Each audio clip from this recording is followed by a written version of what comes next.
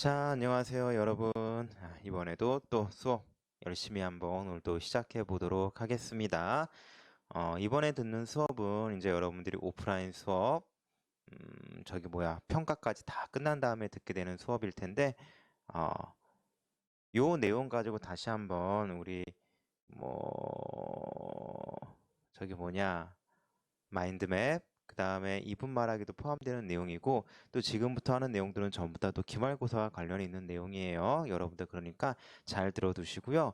특히 이번에 수업하는 내용, 지난번에 동학농민운동부터 이번 시간에 배울 내용은 을미사변까지 선생님이 대략적으로 진도를 나갈 계획이거든요. 요 과정까지 굉장히 복잡한 이야기들이 많아요. 선생님이 여기에다가 순서는 자막, 여기, 여기쯤에다가 선생님이 순서는 자막으로 정리해 드릴 거예요. 1894년에서부터 1895년까지 정말 몇 개월 사이에 막 우다다다다 사건들이 막 일어나고 단순하게 그게 아니라 동시다발적으로 지역적으로도 북쪽에서 중앙에서 남쪽에서 일어나다 보니까 이게 좀 정신이 없어요. 그러니까 요거 한번 정리하면서 몇 번 반복하면서 볼 겁니다. 물론 여러분들이 정확하게 순서를 외워둘 수는 없지만 대략적인 포인트 몇 개는 잡아두실 수 있으셔야 돼요. 자, 좀 어렵고 복잡한 내용들이 들어갑니다. 지금부터는요, 복잡해요. 지금부터 이제 일제강점기로 넘어가는 그 과정까지는 너무 많은 사건들이 한꺼번에 일어나기 때문에 이제 정신 똑바로 차리고 수업을 들으시고 제가 여기에다가 이렇게 자막 처리해 드리는 거 순서 같은 거는 꼭 좀 기억해 주시기 바랍니다. 자, 아셨죠? 자, 그러면 우리 지난번에 배운 내용 다시 한번 복습하고 자, 진도를 한번 나가 보도록 하겠습니다. 음, 여기 볼게요. 지난번에 정리된 게 또 있네요. 1863년에서부터 94년까지 내용 복습 한번 해보겠습니다. 63년에서 73년까지 10년 동안 흥선대원군의 집권 기간 동안 있었던 이야기들 한번 머릿속으로 떠올려 보셔야 됩니다. 왕권 강화, 민생 안정, 그 다음에 외국과의 관계에 대해서 설명해 드렸었죠. 그런 다음에 73년에 최익현의 상소로 하야하게 되었고요. 자, 요 사이에 이제 운요 사건이 있었습니다. 1876년 강화도 조약 최초의 근대적 조약이나 불평등 조약이다. 그리고 강화도 조약의 내용들 쫙쫙쫙쫙 선생님이 설명해 드렸던 거 기억이 나셔야 되겠죠. 자, 그리고 문을 열었죠. 문을 열면서 우리가 이제 문을 어떻게 열 것인가에 대한 고민들이 굉장히 많았습니다. 그러면서 했던 것들이 뭐 통리, 기무, 아문 이런 것들 만들면서 개혁을 준비하였지만 그에 대한 반작용으로 첫 번째 이모군란이 일어났었다. 이모군란의 문제점은 고종과 민비가 누구의 도움을 요청하였다? 청, 외세의 힘을 빌렸다. 그럼으로 인한 부작용들이 굉장히 많이 생긴다 그랬었죠. 조청상민 수륙 무역장전, 일본과는 제물포 조약 등을 맺게 되면서 외국 군대가 조선에 주둔하게 되었고요.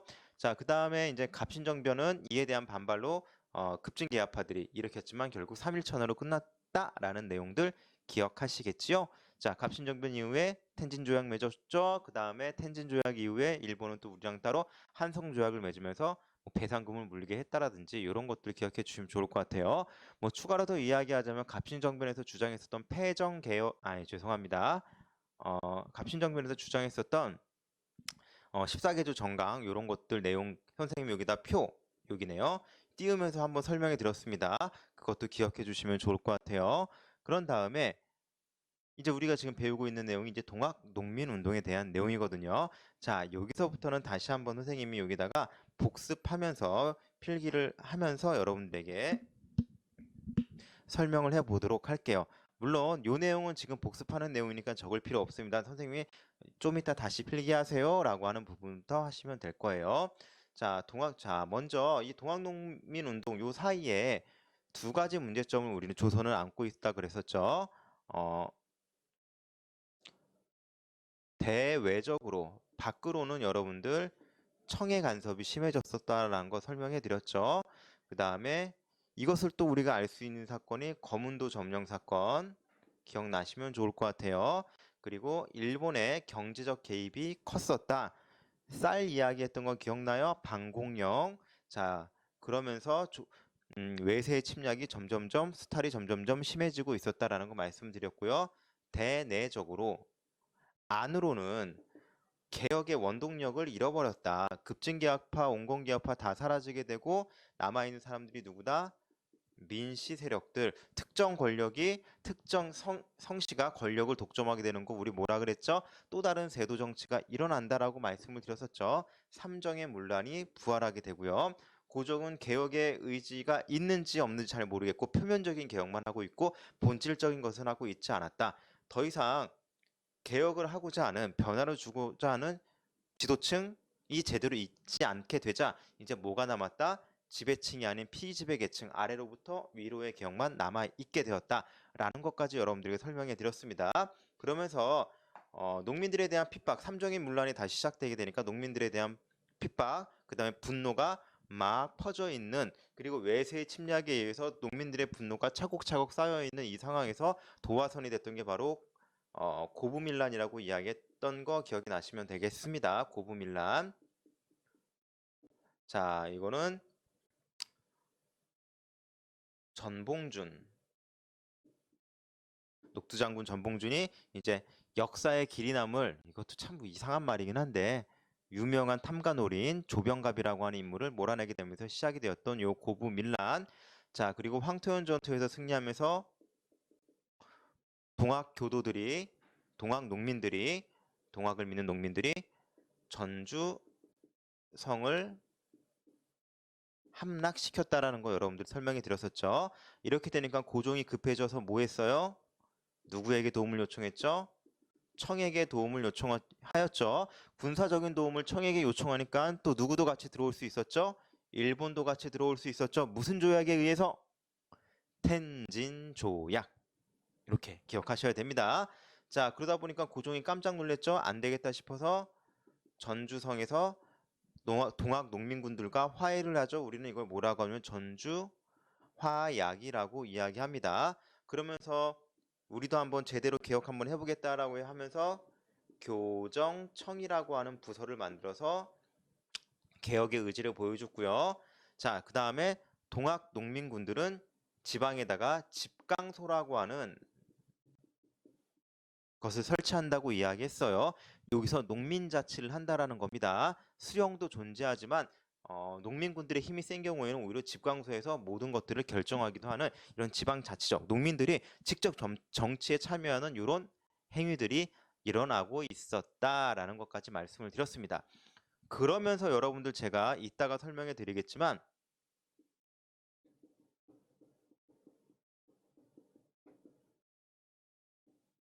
농민군들이 이거 정도는 조선도 바뀌어야 돼 라고 하면서 패정개혁안이라고 하는 것을 제시합니다. 요 내용 나중에 한 번 더 설명해 드릴게요. 특히 이 패정개혁안 같은 경우는 여기쯤에다가 또 표를 한번 띄워드려 볼 건데요.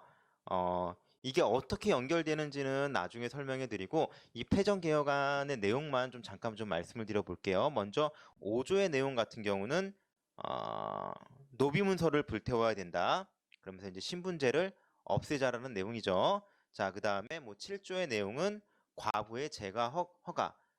다시 말해서 이제 뭐라고 할까? 한 번 결혼한 여성이 다시 한번 결혼할 수 있게 허가한다. 자, 이게 어떤 의미를 갖고 있는지 나중에 다시 설명할 거예요. 그 다음에 12조. 자, 토지 균분. 토지를 균등하게 나눠준다는 내용이에요. 자, 요 세 가지가 어떤 의미를 갖게 되는지 선생님이 이따가 또 설명해 드리도록 하겠습니다. 자, 어쨌든 이런 것들을 내세우면서 이제 깔끔하게 끝났습니다. 이제 일본 청나라 나가라고 했는데 청나라는 나가려고 했는데 일본이 어떻게 한다 그랬어? 안 나간다 그랬지? 자, 그러면서 일본이 뭘 일으킨다? 청일 전쟁을 일으킨다라는 내용까지 할 거다라고 지난번에 설명해 드렸습니다. 자, 그럼 여기서부터는 지난번에 배운 내용에 이어서 다시 수업을 나가보도록 하겠습니다. 자, 지난번에 필기한 내용 이어서 여러분들이 필기하시면 될 것 같아요. 자, 이제 이어서 어떤 일이 일어나게 되냐면 일본인들이 이제 경복궁을 장악하게 됩니다.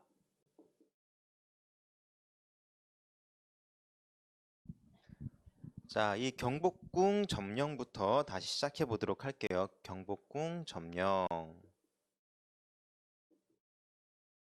자, 경복궁을 점령한 다음에 야, 니네는 스스로 개혁할 능력이 없어 라고 하면서 교정청을 없애버립니다.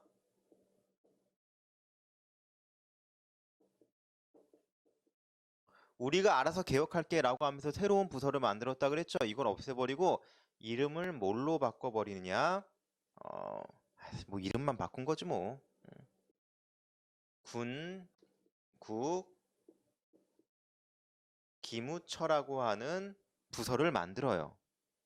그러면서 이 부서 안에서 사실 이때 이제 흥선대원군도 여기 들어오긴 해요. 뭐 흥선대원군 들어온 이유는 뭐 몇 가지 이유가 있겠죠. 일본 같은 경우는 뭐라고 할까? 자신들이 침략자가 아니라 너희를 개혁하고 도와주려고 하는 거야 라고 하는 이미지를 쌓기 위해서 흥선대원군과 접촉을 한 거였고, 흥선대원군은 자신이 가지고 있는 권력에 대한 욕망, 욕심 때문에 다시 한번 일본이긴 하지만 뭐 참여한 것도 분명히 있겠죠.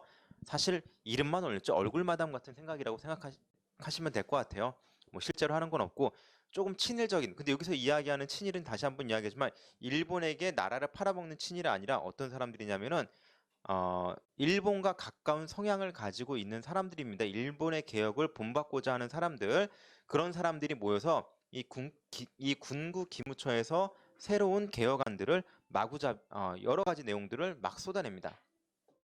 그 개혁의 결과를 우리는 뭐라고 하냐면 이거 들어봤을 거예요. 가보 개혁, 가보 개혁이라고 이야기를 해요.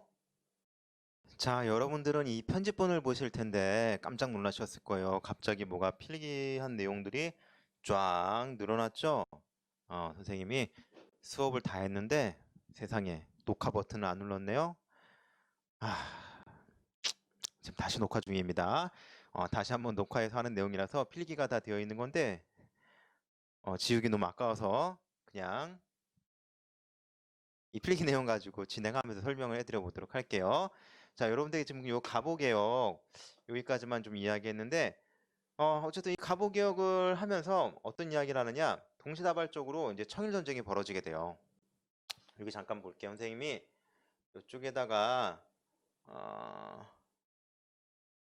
조그만 지도를 안 되겠다. 여기 공간이 없으니까 선생님이 여기에다가 여기 여기에다가 선생님이 지도를 만들든 띄워가지고 여러분들에게 조금 보여드리도록 할게요. 자, 동시다발적으로 어떻게 되느냐? 북쪽에서는 청일전쟁, 한양에서는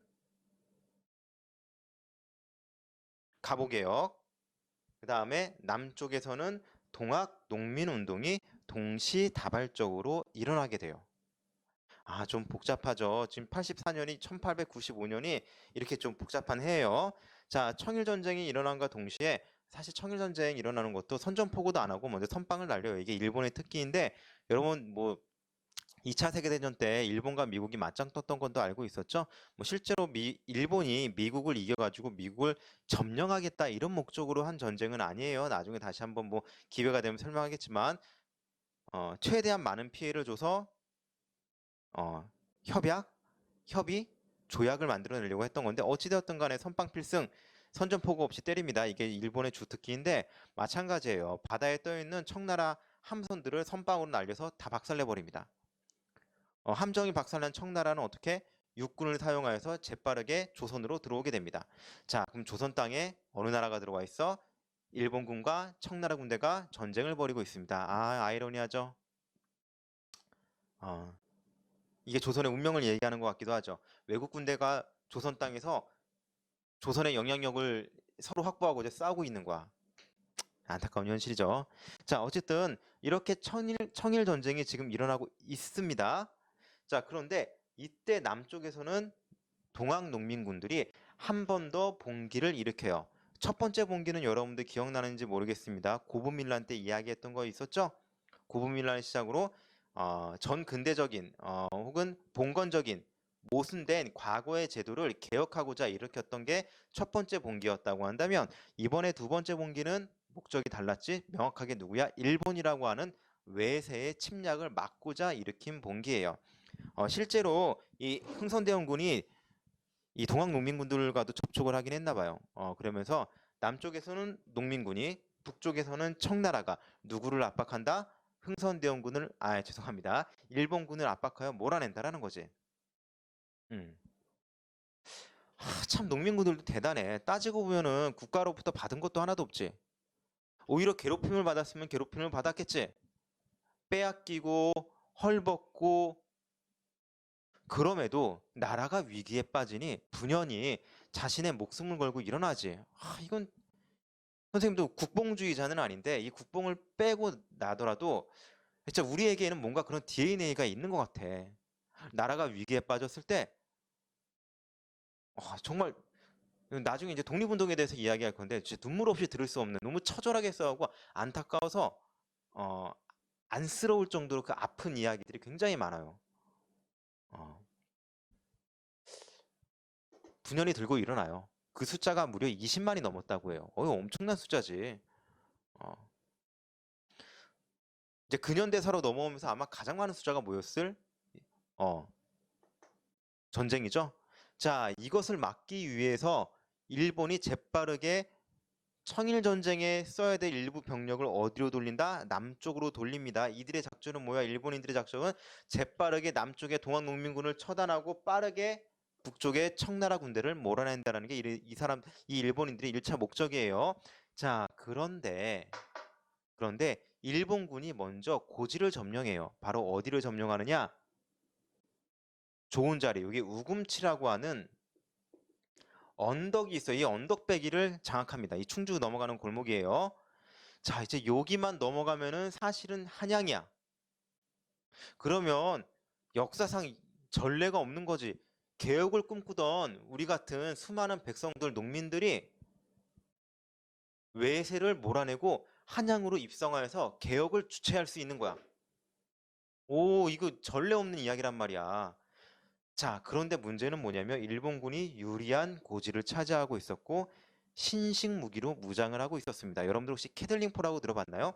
선생님이 여기다가 이제 다시 그림을 띄워주기도 할 건데 일단 대충 그려보면은 이렇게 생겨가지고 마차바퀴 이렇게 있고 막 돌리면은 막 다연발로 총알이 바바바바박 나가는 거 있죠?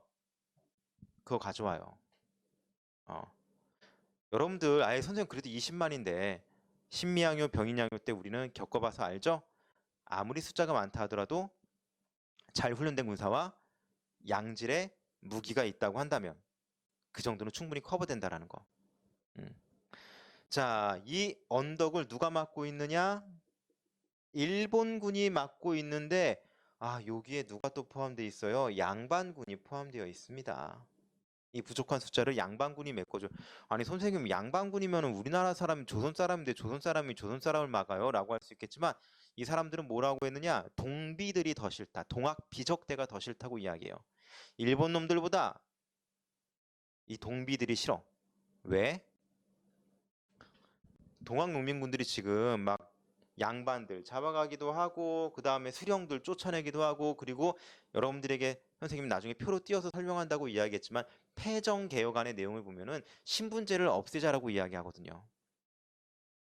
이런 것들이 양반들에게 있어서는 받아들일 수가 없는 조건이었어.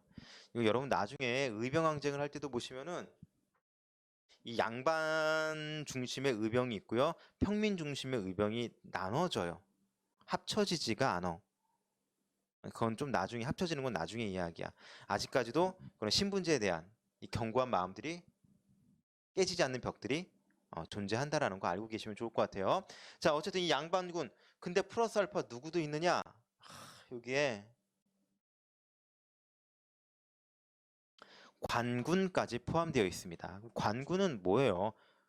조선의 정식 군대예요. 국가의 군대. 이 군대가 나와서 누구를 막는 거야? 동학농민군을 막고 학살하는 거야. 여기에서도 물론 뭐 여러 가지 생각이 있을 수 있겠지만 선생님은 항상 그래요. 역사에 만약은 없다고 이야기했지만 만약에 이 관군이 농민군과 양반군이 농민군과 합세하여서 만약에 일본군을 몰아낼 수 있었다고 한다면 고종과 민비의 판단이 여기서 조금 더 현명할 수 있었다고 한다면 이래서 일본군을 몰아낼 수 있었다고 한다면 우리 역사는 과연 어찌 바뀌었을까? 라고 하는 안타까움이 있죠. 선생님이 항상 고종을 너무 박하게 평가할 필요는 없다고 하지만 그렇다고 해서 과하게 미화할 필요도 없지요. 관군을 파견하게 됩니다. 물론 일본군의 영향이 있다고 하지만 안타까운 부분이긴 하겠죠. 결국 일본 양반, 조선의 관군으로 그리고 신식 무기로 잘 무장된 이 군대가 우금치에서 결국 동학 농민군들을 몰아냅니다. 많은 농민군들이 학살당하게 되고요. 그리고 뿔뿔이 흩어지게 되고 이 동학계 지도자들 뭐 전봉준, 뭐 김계남, 최시영 전부 다 잡혀서 처형을 당하게 돼요. 이렇게 농민군 2차 농민봉기는 마무리가 됩니다. 아, 선생님, 이거 너무 안타깝지만, 뭐 이게 뭐예요? 해봤자 어차피 안 되는 거 아니에요? 무슨 역사가 이래요라고 말할 수 있겠지만, 그럼 2차 농민봉기는 실패로 끝났으니까 아무 의미가 없다? 절대 그렇게 생각하지 마세요. 여러분들, 이 동학농민운동은 분명 실패로 끝났습니다만, 동학농민군들이 전달하고자 하는 의지는 분명히 전달이 돼요. 첫 번째, 선생님 그 패전개혁안 보여주면서 얘기한다고 했었죠. 그 내용에 신분제를 해방하자는 말이 있었어. 그게 어디에 포함되느냐? 가보개혁에 신분제 폐지가 들어가요. 그래서 1894년부터 95년부터는 정식적으로 아직 우리의 마음속에 남아있을지 모르겠지만 신분제가 드디어 해방이 됩니다. 과부의 재가를 허용해요. 패전개혁 안에서는. 선생님 뭐 이렇게 시시해요? 뭐 과부의 재가가 여러분들 과부가 뭔지 알죠? 한번 결혼하고 갔다 온 사람들. 조선 사회에서는 이 유교적인 관념 속에서 이 여성들의 삶이 굉장히 좀 어려웠긴 했어. 평생을 혼자 살아야 돼. 내가 만약에 재혼이라도 하잖아? 그럼 내 아들내미들은 관직에 오를 수가 없어. 죄인이 되는 거야, 내가. 이거 개인의 삶, 개인의 인생으로 비춰봤을 때는 굉장히 잔인한 일이지. 자, 이런 세세한 면까지 동학에서는 농민들은 바라보고 있었던 거야. 그리고 또 하나, 물론 이것은 포함되지 않지만 토지개혁. 토지를 농민들에게 균등하게 분배한다. 물론 이거는 받아들여지진 않지만 이러한 주장들이 농민군들이 있었다라는 거야. 그 중에 신분제를 해방한다, 과부의 재가를 허용한다 이런 것들 가부개혁에 포함이 돼요. 의미가 있는 거죠. 역사의 수레바퀴는 항상 옳은 곳으로 굴러갈 수밖에 없습니다. 여러분들 실제로 신분제가 해방된 거 몇 년이나 걸렸을까요? 이 신분제 해방을 이야기했던 게 여러분들 배웠던 거 기억날지 모르겠어요. 그 어디냐? 만적의 난. 그게 12세기 때의 이야기거든요. 지금으로 치면 한 몇 년도가 지났냐면 한 700년 정도 지난 거예요. 그 천한 만적이 신분 해방을 외쳤는데 드디어 그게 언제 이루어져? 700년이 지났지만 그래도 이루어졌죠. 왜? 옳은 일이기 때문에. 사필귀정, 옳은 일은 반드시 이루어지게 되어 있어요. 물론 그냥 이루어지진 않아요. 그것이 옳다고 믿고 끊임없이 그것을 이루기 위해서 도전해야겠지. 물론 우리는 그 사이에 너무나도 많은 피와 희생과 눈물을 흘렸지만 어쨌든 옳은 일이기 때문에 언젠가는 이루어지는 거죠. 이게 역사가 주는 교훈이라고 저는 믿고 있거든요. 옳은 일은 반드시 이루어진다. 역사의 수레바퀴는 반드시 옳은 곳으로 흘러갈 수밖에 없다. 라고 생각해 주시면 좋을 것 같아요. 그냥 희생이니 안타까움이 이런 걸로만 그치지 말고 그 교훈을 읽어내는 게 중요하다고 저는 생각이 듭니다. 자, 어쨌든 이 이야기는 좀 잠깐 접기로 하고요. 여기서 에피소드 하나만 더 얘기해드리자고 한다면 이 농민군 중에서도 굉장히 눈에 띄는 사람이 있었대요. 한 어린 소년인데 이 소년 장수가 활약을 굉장히 많이 뭐 총도 잘 쏘고 지휘도 잘하고 근데 이 소년치고는 이제 17, 18세 정도 되는 소년인데 등치도 굉장히 컸다 그래요. 그 또래에 비해서도 그 시대에 비해서 등치가 컸어. 근데 이 관군 중에서 이 농민군들 이게 막 잡혀가고 죽는데 얘 죽이는 거 너무 아까워. 얘 나중에 보면 정말 나라를 위해서 큰 일을 할 수 있을 것 같아. 그래서 그 관군 중에 한 명이 이 사람을 데려다가 자기가 걷어줘요. 너 여기서 잠깐 피난가 있고 우리 집에서 밥도 좀 먹고 좀 쉬다가 좀 눈치 좀 보고 있어라. 라고 해서 이 청년 장수를 살려줍니다. 바로 그 청년 장수의 이름이 김구예요. 여러분들 김구 어디서 많이 들어봤죠? 예, 바로 대한민국 임시정부의 상징적인 인물, 독립운동의 화신 같은 분이시죠? 바로 요 일생을 정말 이 독립운동에 헌신한 바로 요 김구 선생님이 요때 등장하게 되는 거예요, 역사에. 그런데 이 김구 선생님이 남긴 책 하나 있죠? 우리 백범일지라고 들어보셨죠? 굉장히 꼼꼼하게 기록이 많이 되어 있는데 이 백범일지에 이런 기록이 나와 있어요. 본인이 그 관군에 의해서 이제 그 집에 들어가서 의탁하고 있는데 그 집에 굉장히 뛰어난 그 집에 아들내미가 하나 있었는데 이 아들내미가 굉장히 사격술도 뛰어나고 병법에도 뛰어나고 그랬었대. 어, 어렸을 때부터 지금 과거에 급제하는 게 중요한 게 아니라 지금 이 시대에는 이런 무예를 익히고 병법을 익히는 게 중요하다고 해서 그냥 막 훈련을 하는 아들이 있었대.